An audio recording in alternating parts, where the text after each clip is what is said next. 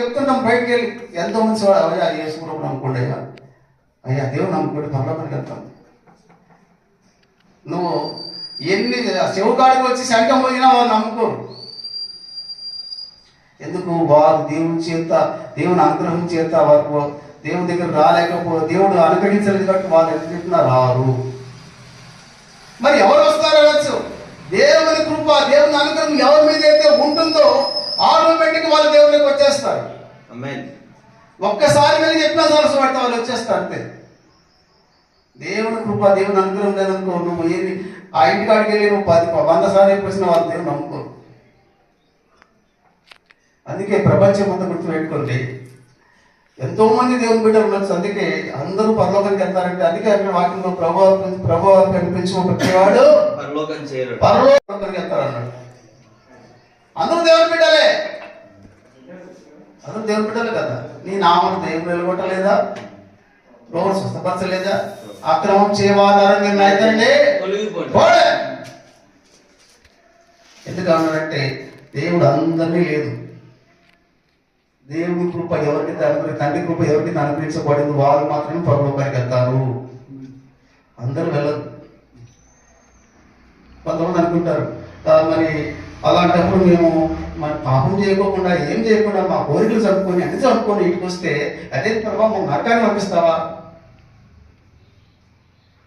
ఒక సేవకుడు మరి ఇంటి ధర్మిక సంఘటన మీకు తెలిసి ఉండొచ్చు అనుకుంటా. ఆయన పడుకున్నాడు, వాళ్ళ కన్ను మూసుకోవడానికి వెంటనే ఇద్దరు దేవతలు వచ్చారు, తీసుకుని వెళ్ళిపోతే మరి తీరా పరలోకానికి వెళ్ళే చోట నీలో ఒక మచ్చ ఉన్నది, అది కట్టేసుకున్నప్పుడు నేను తీసుకుంటా అన్నాడు అని చెప్పేసి వెంటనే మళ్ళా దేవతలు వచ్చి మళ్ళీ విషయం వెళ్ళిపోయాను.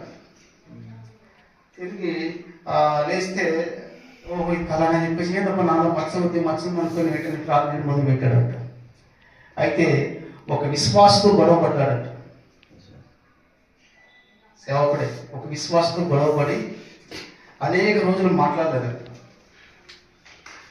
ఎప్పుడైతే విశ్వాసం దగ్గరికి వెళ్ళి అయ్యా నువ్వు క్షమించు, నేను ఇంత సమాధానం పడుతున్నాను, ఆ విశ్వాసం నేను ఎప్పుడో మర్చిపోయినాను అయ్యా, దాని గురించి ప్రత్యేక ఫీల్ అవ్వదంటే నువ్వు నేను ఫీల్ గురించి కాదు, దేవుడు నాకు అది చూపించాడు, అందుకని నేను వెళ్ళి సమాధానం పట్టి అప్పుడు దేవుడు మాత్రం పరలోకాలు తీసుకున్నాడు.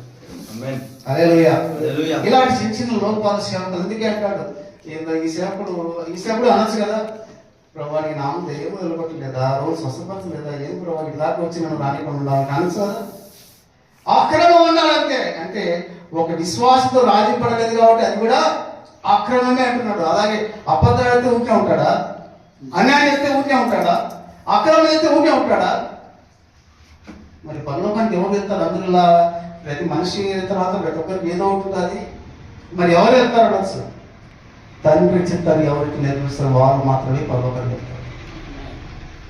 హల్లెలూయా. దేవునికి మహిమ కలుగుగాక.